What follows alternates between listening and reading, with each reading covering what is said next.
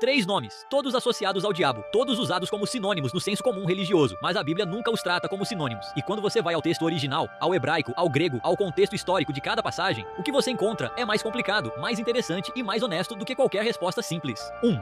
Lúcifer. Quem é esse nome? Lúcifer aparece uma única vez na Bíblia canônica, Isaías, capítulo 14, versículo 12. E o contexto é fundamental para entender o que está acontecendo ali. O capítulo 14 de Isaías é um poema de escárnio, um cântico de zombaria dirigido ao rei da Babilônia, um governante humano, poderoso, arrogante, que havia oprimido Israel e que estava prestes a cair. O texto diz: "Como caíste do céu, ó estrela da manhã, filho da aurora." No original hebraico, a expressão usada é Elel ben Shashar, literalmente filho da aurora ou estrela brilhante da manhã.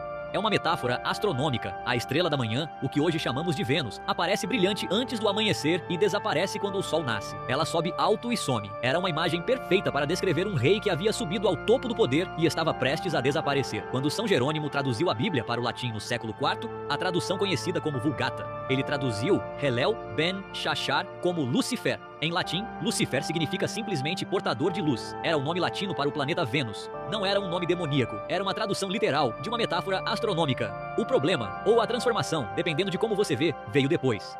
No Evangelho de Lucas, capítulo 10, versículo 18, Jesus diz aos 70 discípulos que voltam da missão: "Eu via Satanás cair do céu como um relâmpago." Teólogos cristãos dos primeiros séculos, Orígenes, Tertuliano e outros, começaram a conectar as duas passagens, a queda do céu em Isaías 14 e a queda de Satanás mencionada por Jesus. E a conclusão foi: Isaías estava descrevendo não só o rei da Babilônia, mas também a queda original de Satanás, que carregaria o nome Lúcifer. Essa interpretação se consolidou e entrou no imaginário cristão de forma tão profunda que hoje a maioria das pessoas acredita que Lúcifer é o nome original de Satanás antes da queda. Mas há um problema com essa leitura. O próprio texto de Isaías deixa claro logo em seguida que está falando de um ser humano. No versículo 16, os que observam a queda perguntam: "É este o homem que fazia tremer a terra?" Um homem, não um anjo. E em nenhum outro lugar do Antigo ou do Novo Testamento o nome Lúcifer é usado para se referir a Satanás. Então, o que temos é isto: Lúcifer é um nome que entrou na tradição cristã através de uma tradução latina de uma metáfora hebraica, de um poema de escárnio contra um rei humano,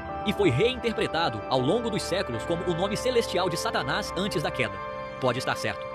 Pode ser que Isaías estava descrevendo simultaneamente o rei da Babilônia e a queda original do diabo, o que os teólogos chamam de duplo cumprimento profético. Ou pode ser que Lúcifer nunca foi um nome para Satanás, apenas uma metáfora humana que ganhou uma vida própria ao longo de 2000 anos de tradição. A Bíblia não resolve essa questão com clareza.